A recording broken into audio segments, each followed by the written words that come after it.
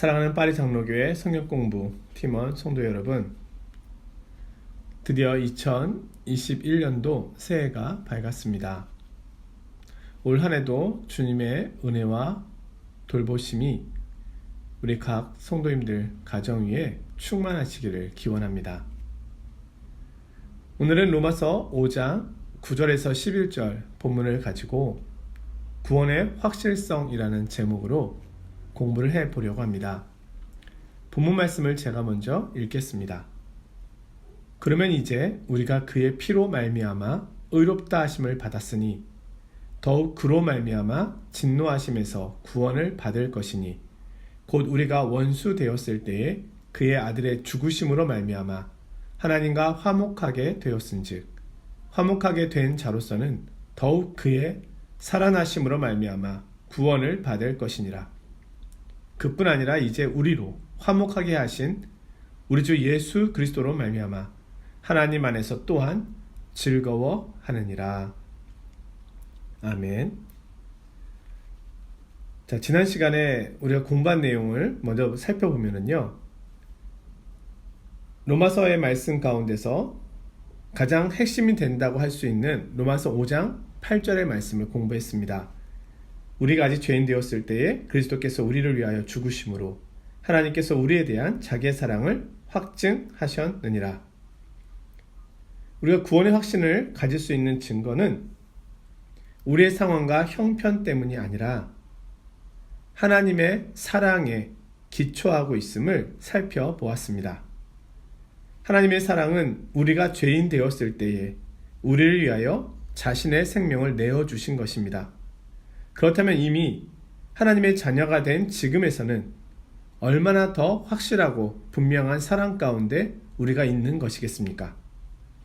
이 확신 가운데서 흔들리지 말 것을 바울사도가 권면했던 것입니다. 자, 오늘 공부할 내용은 여전히 확신의 문제를 다루고 있는 겁니다. 우리는 이 세상에서 살아가는 동안 죄와 싸워야 하고 세상과도 싸워야 합니다. 우리는 연약하고 언제든지 세상의 유혹과 미혹에 넘어질 수 있습니다. 또한 우리가 감당하기 어려워 보이는 일들이 일어날지 모른다는 두려움도 우리 가운데 있습니다. 그런데 어떻게 우리가 마지막까지 버림받지 않고 하나님의 보호와 인도하심 아래 있을 것이라는 확신을 가질 수 있을까요? 우리의 구원이 보장되며 우리가 끝까지 보호받을 수 있을까요? 우리는 계속해서 흔들릴 수 있다는 것입니다. 그래서 오늘은 과거, 현재, 미래적 관점에서 구원에 대한 이해를 살펴보고, 그리고 의롭다 하심에 대한 법률적인 선언의 의미가 무엇인지를 살펴보고, 그리고 하나님과의 관계 속에서 증명되는 구원의 확실성에 대한 부분을 살펴봄으로써 구원의 확신에 대하여 더 다가가기를 원합니다. 먼저 우리의 구원을 성경은 과거, 현재, 미래적 관점에서 말합니다. 우리는 구원 받았습니다. 죄의 책임으로부터 구원 받았습니다. 하나님의 진노는 우리와 이제 상관이 없게 된 것입니다. 우리는 믿음으로 말미암아 의롭다함을 받았습니다. 우리에게 있어 하나님의 진노는 과거에 있었던 일입니다. 또한 우리는 지금 구원받고 있습니다. 우리는 죄의 세력과 오염으로부터 구원받고 있습니다.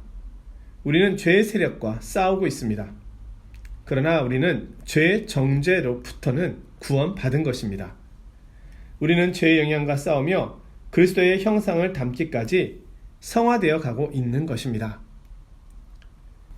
또한 우리는 구원을 받을 것입니다. 우리는 완벽하게 구원받을 날이 올 것입니다. 이것은 죄의 세력과 위험뿐 아니라 죄의 존재로부터 벗어나며 우리의 몸 자체도 죄로부터 벗어날 것임을 의미합니다. 이것을 영화라고 합니다. 우리는 영광스럽고 흠없는 존재가 될 것입니다. 자, 구원에 대한 과거적, 현재적, 미래적 이 세 가지 관점이 있기 때문에 우리는 구원에 대해서 이 세 가지 내용을 살펴보므로 이해해야 합니다. 그러지 않으면 나는 이미 구원 받았다에만 머물러 있게 되면 구원파가 되어서 일종의 행함과 실천을 등한시하게 되는 일이 일어날 수 있습니다. 또한 현재적 구원과 미래적 구원을 우리가 인정하지 않는다면 지금 우리 앞에 펼쳐져 있는 죄와의 싸움에 대하여 설명하기가 어려운 것이죠. 성경은 이 세 가지를 다 이야기하고 있다는 것입니다. 지금 우리의 모습은 참으로 연약합니다. 그러나 장차 올 구원의 때에는 그렇지 않을 것입니다. 우리의 고민은 이것입니다. 주님께서 오시는 날까지, 우리가 하나님의 심판대 앞에 서는 날까지 나는 나의 구원을 잃지 않고 나의 믿음을 지키며 갈 수 있겠는가? 바울사도는 다시금 확증하여 9절에 말씀합니다. 그러면 이제 우리가 그 피를 인하여 의롭다 하심을 얻었은즉 더욱 그로 말미암아 진노하심에서 구원을 얻을 것이니. 우리는 예수 그리스도의 피로 인하여 의롭다함을 받았습니다. 이것은 이미 주어진 것입니다. 의롭다함은 취소되지 않습니다. 구원의 과거적, 현재적, 미래적 의미를 바르게 이해함으로써 우리의 의롭다함에 대해서 더 분명하게 이해하시기를 원합니다. 두 번째는 이 의롭다함을 받는다는 것이 법률적인 용어라는 것을 보아야 합니다. 이 말은 단순히 죄가 없다, 용서함을 받았다는 것만을 의미하는 것이 아닙니다. 그 이상의 의미가 있습니다. 그것은 하나님께서 우리가 의롭다라고 선언하신다는 겁니다. 법률적이고 법적인 용어입니다. 하나님께서 그렇게 선언하신 것은 주 예수 그리스도의 의를 우리에게 값없이 주시고 우리의 것으로 계산하셨기 때문입니다.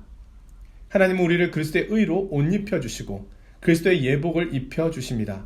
그러므로 우리가 하나님의 존전에 서는 것입니다.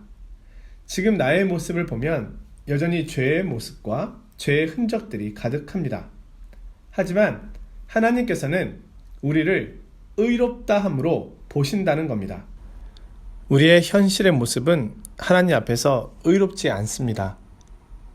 여전히 죄인의 모습이 있습니다. 하지만 하나님께서는 그리스도의 의를 우리에게 입혀주셔서 그리스도의 의를 통하여 우리를 보시기 때문에 우리를 의롭다고 여기시는 것입니다.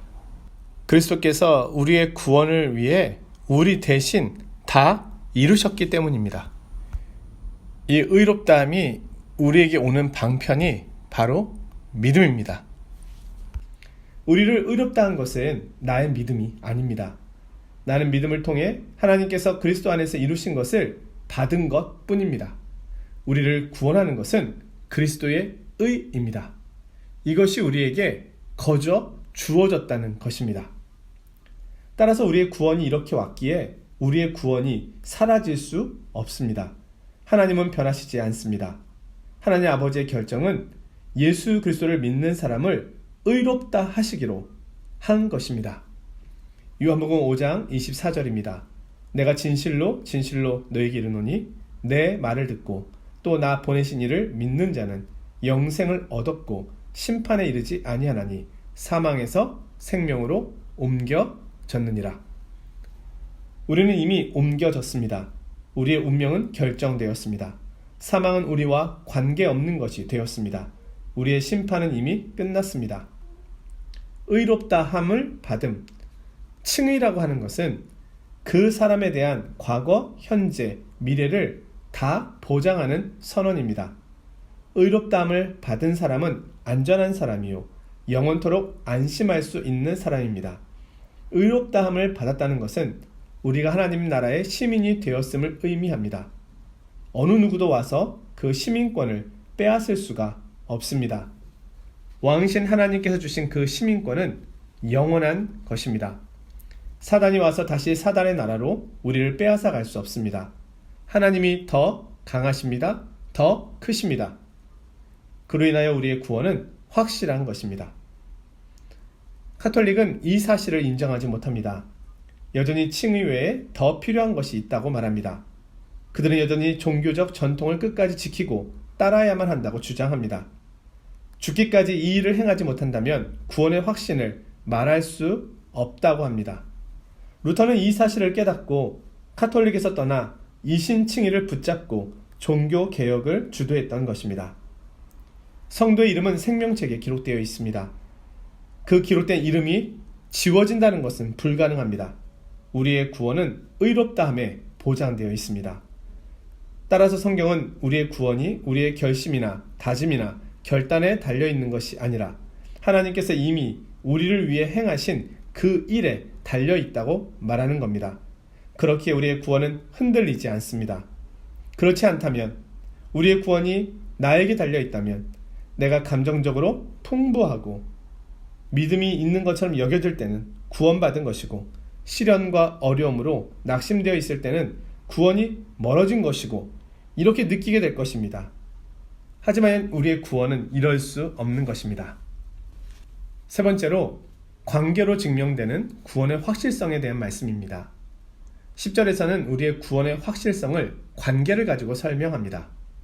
곧 우리가 원수 되었을 때에 그의 아들의 죽으심으로 말미암아 하나님과 화목하게 되었은즉 화목하게 된 자로서는 더욱 그의 살아나심으로 말미암아 구원을 받을 것이니라. 우리가 구원받기 전에는 하나님과 우리와의 관계가 원수 관계였습니다. 하나님과 우리는 싸우고 있었습니다. 우리는 하나님과 상관없는 삶을 살았고 하나님을 싫어했습니다.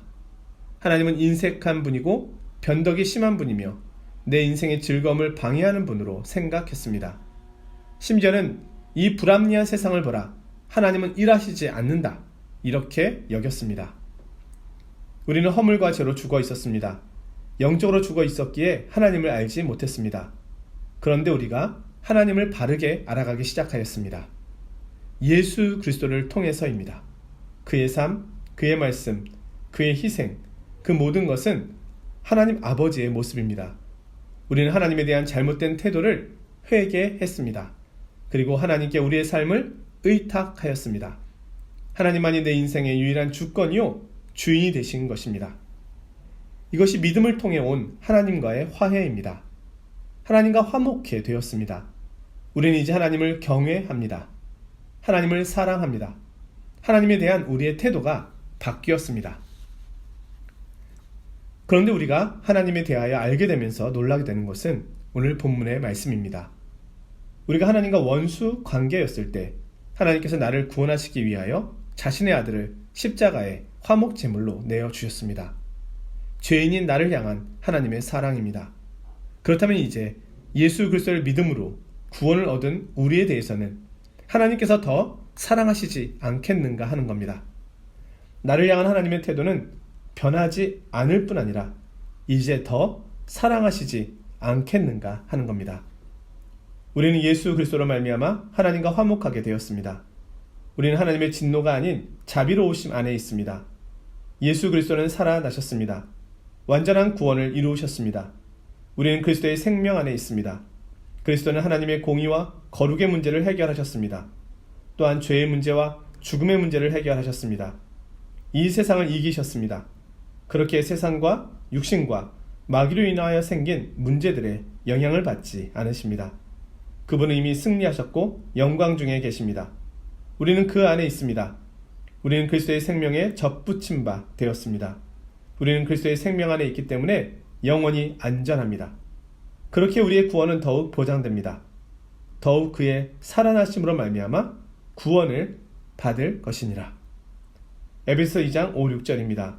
허물로 죽은 우리를 그리스도와 함께 살리셨고 너희는 은혜로 구원을 받은 것이라. 또 함께 일으키사 그리스도 예수 안에서 함께 하늘에 앉히시니. 우리는 그리스도와 함께 살아났으며 지금 그리스도와 함께 하늘에 앉아 있는 것입니다. 이것이 영적인 우리의 신분입니다. 마지막으로 구원을 얻은 하나님의 자녀된 우리는 하나님을 즐거워하는 삶을 살게 된다는 겁니다. 바울이 11절에 말씀하는데요. 그뿐 아니라 이제 우리로 화목하게 하신 우리 주 예수 그리스도로 말미암아 하나님 안에서 또한 즐거워하느니라. 이것은 구원의 특권이 됨과 동시에 구원의 증거가 되기도 하는 겁니다. 이제 우리는 하나님께서 하시는 일을 볼 때 즐거워하게 됩니다. 우리는 하나님 그분 자신을 기뻐하며 즐거워하게 됩니다. 웨스트민스터 소유리 문답이 있는데요. 그 첫 번째 질문이 인간의 제일 되는 목적이 무엇입니까? 입니다. 답은요, 하나님을 영화롭게 하며 영원토록 그를 즐거워하는 것입니다. 이전에 우리는 하나님을 즐거워하지 않았습니다. 늘 의심하였고 회의감에 가득 차 있었습니다. 그런데 이제는 하나님을 기뻐합니다. 하나님을 기뻐한다는 말은 하나님을 자랑한다는 겁니다. 시편 34편에 보면 내가 여호와를 항상 송축하며 내 입술로 항상 주를 찬양하리이다. 내 영혼이 여호와를 자랑하리니 공고한 자들의 일을 듣고 기뻐하리로다. 우리에게 있는 모든 복은 하나님께로부터 옵니다. 우리의 구원도 우리를 향한 보호하심과 사랑도 하나님께로부터 옵니다. 하나님은 우리가 누리고 소유하고 있는 모든 복의 원천이 되십니다. 그러므로 우리는 하나님을 자랑하고 즐거워합니다. 데살로니가전서 5장 17절에 항상 기뻐하라고 말씀합니다. 우리가 어떻게 항상 기뻐할 수 있겠습니까? 이 말씀은 어떤 형편과 상황 속에서도 기쁨의 원천, 기쁨의 근원이 있음을 이야기해 주고 있는 것입니다.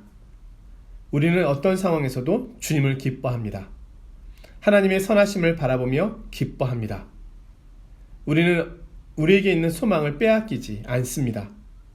그렇기 때문에 우리는 항상 주님께서 행하신 일을 기뻐할 수 있는 것입니다. 여기서 우리가 분명히 또 하나 기억해야 할 것은 하나님을 기뻐하지 않는 것은 죄라는 겁니다. 왜냐하면 하나님을 기뻐하지 않을 이유가 우리에게는 없기 때문입니다. 그뿐 아니라 이제 우리로 화목하게 하신 우리 주 예수 그리스도로 말미암아 하나님 안에서 또한 즐거워하느니라. 그러므로 그리스도인의 구원의 증거 중에 하나는 기쁨이고 그것은 하나님을 즐거워하는 것입니다. 우리는 우리를 향한 하나님의 사랑을, 특히 그리스도를 통해 우리를 구원하신 그 사랑을 알면 알수록 더 하나님을 자랑하고 즐거워할 수밖에 없습니다. 우리는 더 이상 나의 죄를 보지 않습니다. 또한 나의 의로움도 보지 않습니다. 나는 나를 위해 이 큰 구원을 이루시고 이 큰 구원을 완성해 가시는 하나님을 보게 되는 겁니다. 자, 오늘 말씀을 적용해 봅니다. 오늘 이 말씀은 우리에게 구원의 확신의 근거를 제시해 주시고 계십니다. 구원은 나의 형편에 의하여 흔들리지 않습니다. 이 구원은 내게 달린 문제가 아니라 그리스도께 달린 것입니다. 그리스도께서는 십자가와 부활을 통하여 이 구원을 완성하셨습니다. 우리는 이를 믿음으로 구원을 얻습니다. 그러기에 이 구원은 영원히 보장되는 겁니다. 내 안에 착한 일을 시작하신 이가 끝날까지 반드시 이루실 것입니다. 하나님께서 우리를 붙드시고 보존하시며 우리를 인도하고 계십니다. 이 약속을 바라보면 우리에게 주님을 즐거워하는 기쁨이 채워질 것입니다. 한 주간 동안도 우리에게 구원을 주신 하나님을 묵상하며 또 그분을 즐거워하며 그분과 동행하는 복된 날이 되시기를 원합니다. 다음 주에 또 뵙겠습니다. 안녕히 계십시오.